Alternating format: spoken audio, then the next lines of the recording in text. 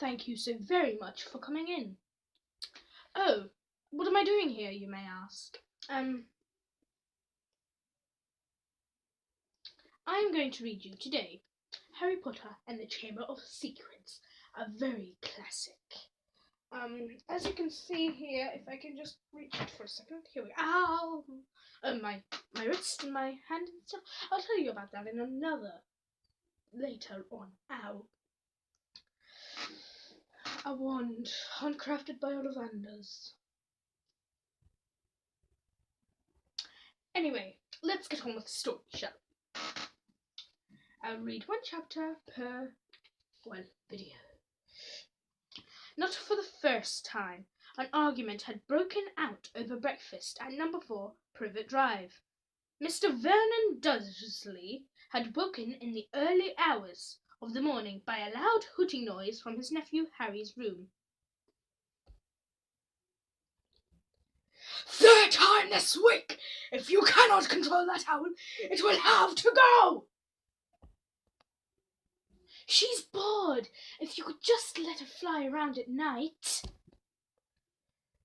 "Do I look stupid? I know what will happen if you let that blasted owl out." He exchanged dark looks with his wife, Petunia.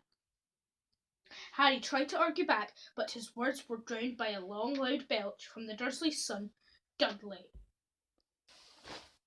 "I want more bacon!" "There's more in the frying pan, sweetums. We must feed you while we can. I don't like the sound of that school food." "Nonsense, Petunia. I never went hungry at Smeltings. Dudley gets fed enough, don't you, son?" "Pass the frying pan. You forgot the magic word."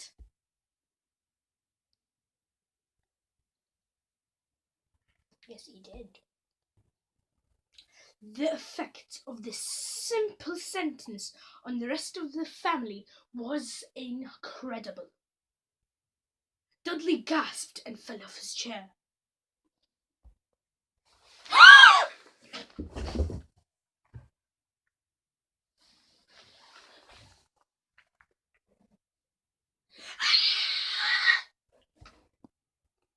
"I meant please. I didn't mean..." "What have I told you about saying the M word in this house?" "But How dare you threaten Dudley?" I warned you, I will not tolerate the mention of your abnormality under this roof." All right.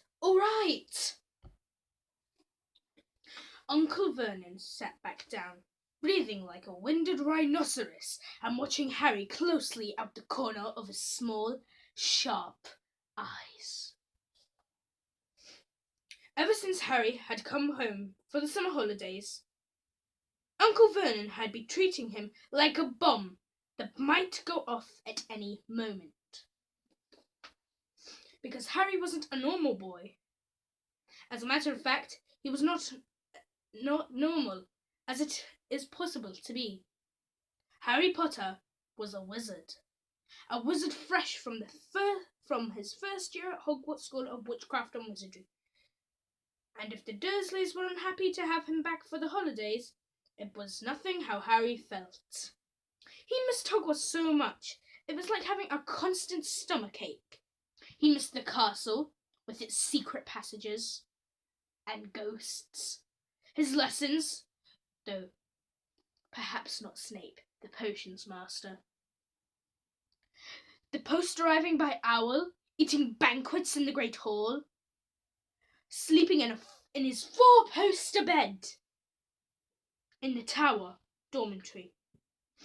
Visiting the gamekeeper Hagrid in his cabin in the grounds next to the Forbidden Forest, and especially Quidditch, the most popular sport in the wizarding world.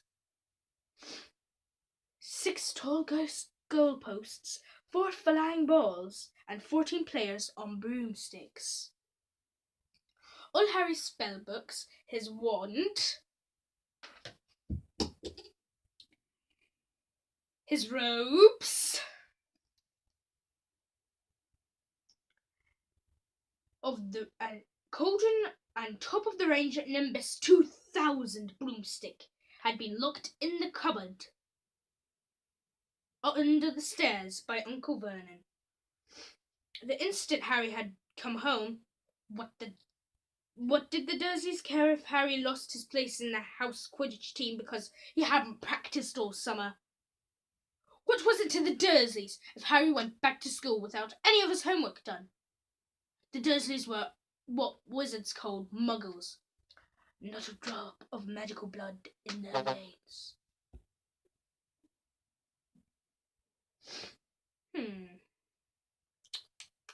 As far as they were concerned, having a wizard in the family was a matter of deepest shame. Uncle Vernon had even padlocked Harry's owl, Hedwig, inside her cage to stop her carrying messages to anyone in the wizarding world.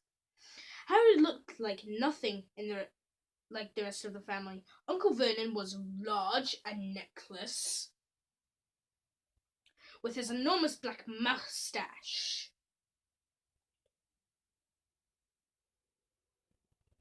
Aunt Petunia was horse-faced and bony. Dudley was blonde, pink, and porky. Harry, on the other hand, was small and skinny with brilliant green eyes and jet black hair that was always untidy. He wore round glasses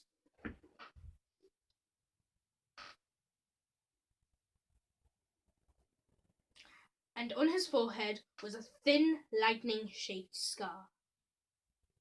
It was the scar that made Harry so particularly unusual, even for a wizard. The scar was only the hint of Harry's very mysterious past, of the reason he had left on the Dursleys' doorstep 11 years before.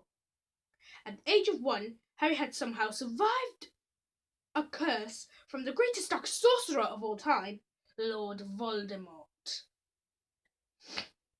whose name most witches and wizards still fear to speak. Harry's parents had died in Voldemort's attack, but Harry had escaped with his lightning scar. And somehow, nobody understood why. Voldemort's powers had been destroyed the instant he had failed to kill Harry. So Harry had been brought up by his dead mother's sister and her husband. He had spent 10 years with the Dursleys, never understanding why he kept making odd things happen without meaning to, believing the Dursleys' story that he had got his scar in the car crash which had killed his parents. Now that might not be the end of chapter 1. We will continue reading. I hope you had a jolly good time here. So, goodbye and thank you.